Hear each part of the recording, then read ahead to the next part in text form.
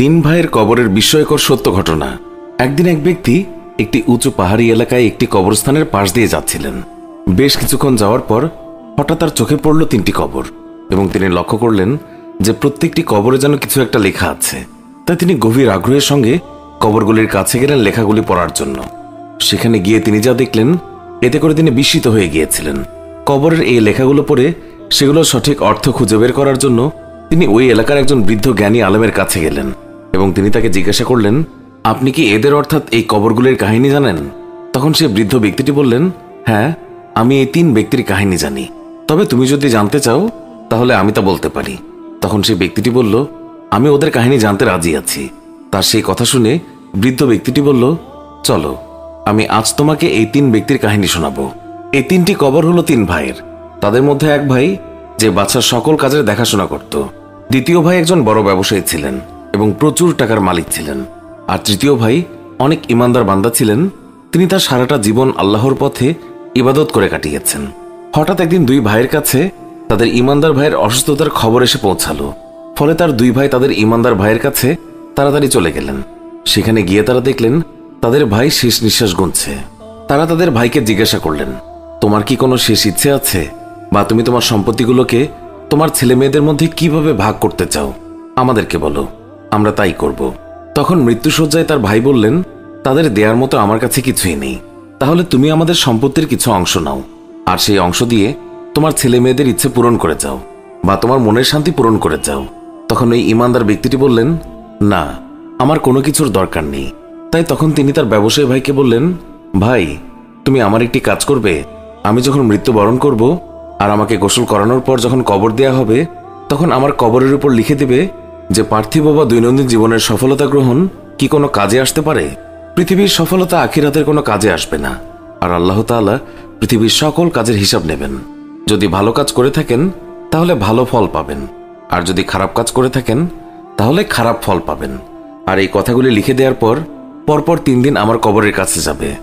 কিছুদিন পর ওই ইমানদার ব্যক্তির মৃত্যুর পর তার ব্যবসায়ী ভাই 3 দিন তার কবরের পাশে গেলেন, এবং সর্বশেষ দিনে তিনি যখন তার ভাইয়ের কবরের কাছ থেকে চলে আসতে লাগলেন, তখন একটি জোরে আওয়াজ শুনতে পেলেন, এবং সেই আওয়াজ শুনে তিনি ভয়ে আতঙ্কে সেখান থেকে চলে আসলেন।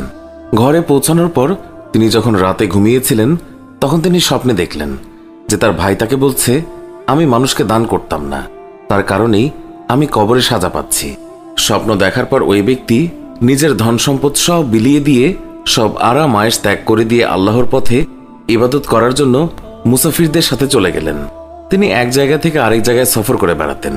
আল্লাহর পথে ইবাদত করতে করতে যখন তার শেষ নিঃশ্বাসের সময় হয়ে গেল, তখন তার ভাইকে খবর দেয়া হলো, এবং তার ভাই আসার পর সে তার ভাইকে শুধু একটি কথাই বলল, যে আমার একটি শখকে তুমি পূরণ করবে?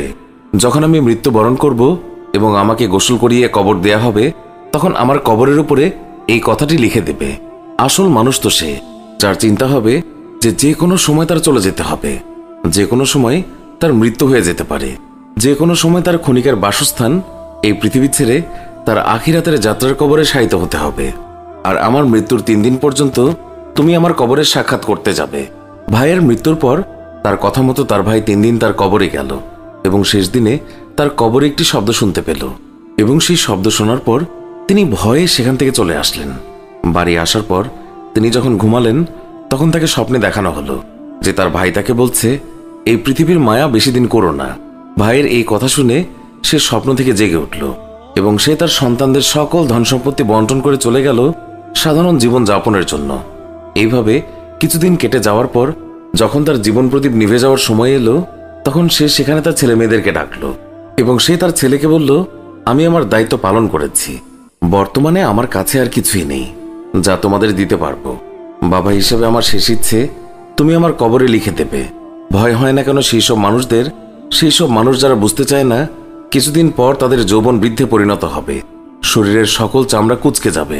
বাবার কথা মতো ছেলেটি তার বাবার কবরে কথাটি লিখে দিল, এবং বাবা মারা যাওয়ার কয়েকদিন পর রাতে সে যখন ঘুমিয়েছিল, তখন তার বাবা তার স্বপ্নে এসে তাকে জানিয়ে দিলেন, পৃথিবীতে তুমি তোমার সব কাজকর্ম সেরে নাও, যত পারো আল্লাহর ইবাদত করো, মানুষের মধ্যে দান করো, এবং সৎ পথে চলো, তোমার জীবন আলোকময় হবে। আমাদের এই ভিডিও সম্পর্কে মন্তব্য জানাতে কমেন্ট করুন। ভিডিওটি ভালো লাগলে লাইক দিন, আমাদের অন্য ভিডিওগুলোও দেখুন।